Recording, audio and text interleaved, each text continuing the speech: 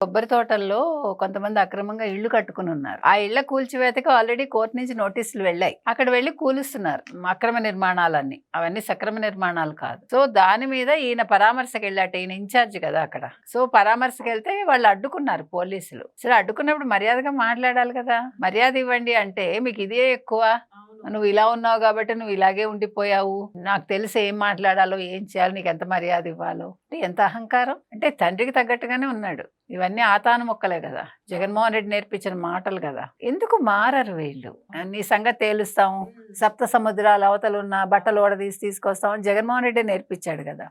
So అందరూ అదేదో గొప్ప అనుకుంటున్నారు. వాళ్ళు చదువుకున్న వ్యక్తులు.